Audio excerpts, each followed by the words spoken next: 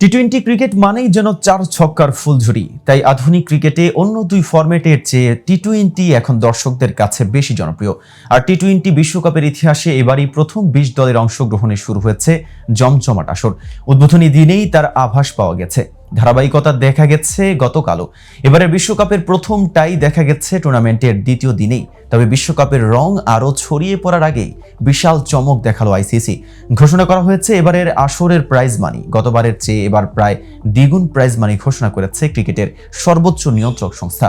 আর এই ব্যাপারে নিজের বক্তব্য পরিষ্কারও করলেন আইসিসির প্রধান নির্বাহী। এ বিষয়ে বিস্তারিত থাকছে খবরের বাকি অংশে। আর কেটিভি ক্রিকেট থেকে আমি মেহেদী হাসান আছি আপনাদের সাথে।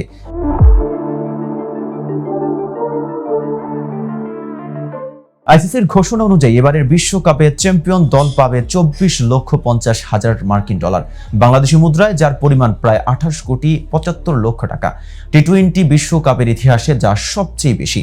এবারের আসরে সব মিলিয়ে 11.25 মিলিয়ন ডলারের প্রাইজ মানি ঘোষণা করা হয়েছে বাংলাদেশি মুদ্রায়, যা প্রায় 132 কোটি টাকা।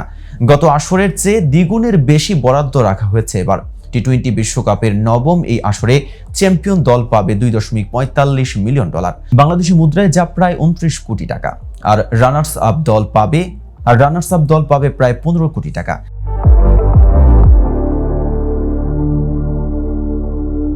এছাড়া সেমিফাইনালে হারা দুই দল পাবে 9,24,00,000 টাকা করে। সেমিফাইনাল থেকে বাদ পড়া দল আর গ্রুপ পর্ব পেরিয়ে সুপার 8 নিশ্চিত করতে পারলেই মিলবে 4,50,00,000 টাকা করে। অন্যদিকে সেমিফাইনাল ও ফাইনালে জয়ী দলের জন্য থাকছে বিশেষ অর্থ পুরস্কার। এই পর্বের জয়ী দল পাবে 36 লাখ টাকা করে। এমনকি খালি হাতে ফিরতে হবে না। গ্রুপ পর্ব থেকে বিদায় নেওয়া দলগুলোকেও 9, 10, 11 ও 12 নম্বরে থাকা দল পাবে 2,90,00,000 টাকা করে।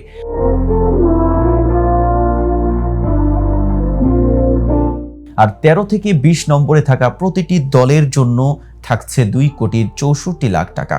সেই অনুসারে বাংলাদেশ দল শুধু অংশগ্রহণের জন্যই পাবে প্রায় 2,25,000 ডলার বাংলাদেশি টাকা, যার পরিমাণ 2.5 কোটি টাকারও বেশি। যদি গ্রুপ পর্বে একটি ম্যাচও জেতে তাহলে বাড়বে এই টাকার পরিমাণ, কেননা ম্যাচ জয়ের জন্য প্রতিটা দল পাবে 31,154 ডলার করে। সেক্ষেত্রে ম্যাচ জিতলে 31,154 ডলার করে বাড়তি পাবে বাংলাদেশ। এদিকে পুরস্কারের অঙ্ক বাড়ানো নিয়ে আইসিসির প্রধান নির্বাহী জিওফ অ্যালারডাইস বলেছেন, এবারের বিশ্বকাপ অনেক দিক থেকেই ঐতিহাসিক। খেলোয়াড়দের জন্য পুরস্কারেও এটা ফুটিয়ে তোলার চেষ্টা করা হয়েছে। বিশ্বব্যাপী কোটি কোটি ভক্ত সমর্থকরা খেলোয়াড়দের মাধ্যমে বিনোদিত হবেন।